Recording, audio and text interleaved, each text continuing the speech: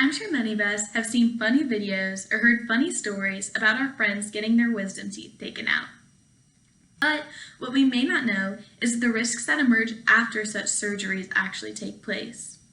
Most doctors immediately reach for the prescription pad and write down some form of opioid drug, oxycodone, hydrocodone, or even Percocet like we hear in some songs today.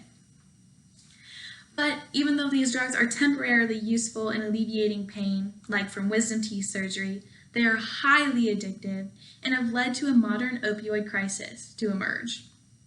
Because of this crisis, substantial deaths and economic losses have occurred.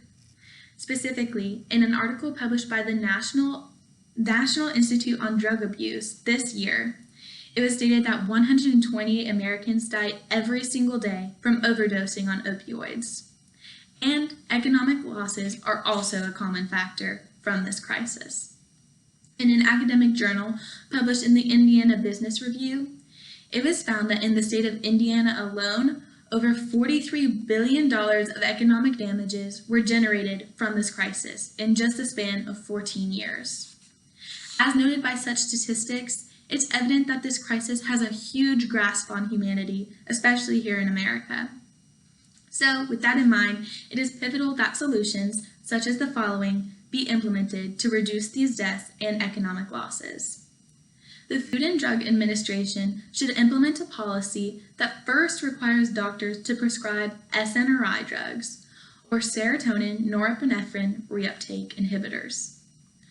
First, I will describe the opioid, how it leads to addictions, and how doctors have been over-relying on this drug.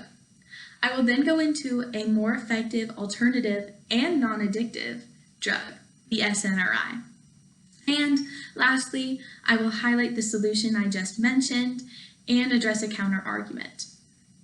I'm sure some of us would say that we're addicted to coffee to stay awake in college classes. But there are much more drastic addictions that occur in society with detrimental effects to your health. One of these is the opioid, and its addictions last for a lifetime. According to an article published by the U.S. National Library of Medicine, taking opioids just a couple of times dramatically alters brain chemistry. You're essentially rewired to crave the opioid, and when you crave it, you take more of it. And when you take more of it, you increase your drug tolerance. And when you increase your drug tolerance, you have to take more to feel those same feelings. This essentially creates an endless cycle of taking more, which leads to an addiction, potential overdose, and maybe even death. These deaths are highlighted by many statistics, but one I thought was most just astounding was one published by a fact sheet from the CDC. They stated that 70% of drug overdose related deaths in our country come from just opioids. So marijuana, cocaine, all those drugs set aside, 70% of drug overdose deaths just come from opioids. And doctors are not doing much to help this. They are very, very over-reliant on opioids as pain management solutions, as seen by the following statistic. In a fact sheet published by the Office of National Drug Control Policy, it was found that in the first half of 2010 alone, 46 million dosage units of oxycodone were purchased by practitioners. And oxycodone is just one form of an opioid drug. As seen, doctors are over-reliant on opioids, and this has led to an ongoing formation of addictions. But there are more effective treatment options, as I pursued in my AP research class last year through my research project. One of these drugs that I looked into as to be a means to alleviate this overprescription issue and all of these addictions was the SNRI drug, which is a serotonin norepinephrine reuptake inhibitor. According to the Mayo Clinic, this drug decreases pain sensitivity that we feel by targeting two specific neurotransmitters, serotonin and norepinephrine, hence its name.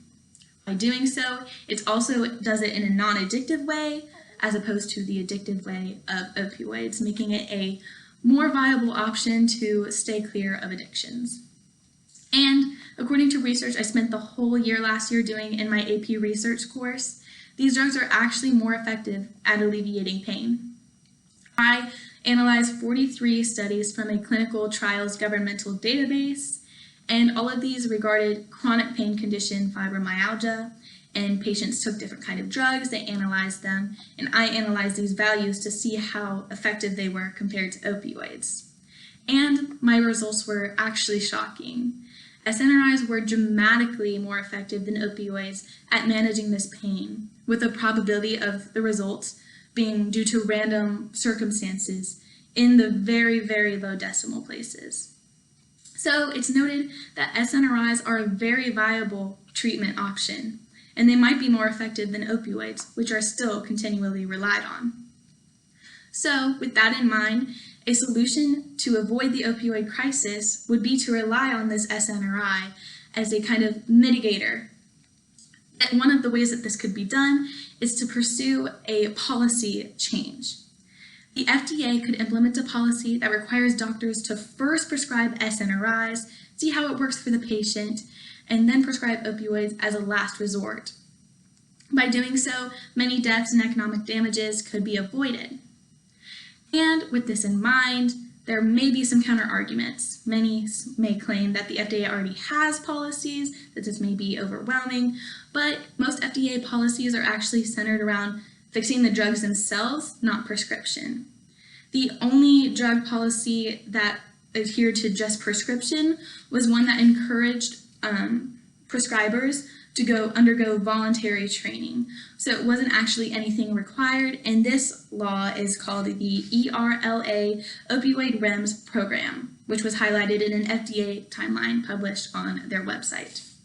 But if the FDA were to implement a policy that required doctors to not prescribe this opioid drug first, it could save millions of lives in the future.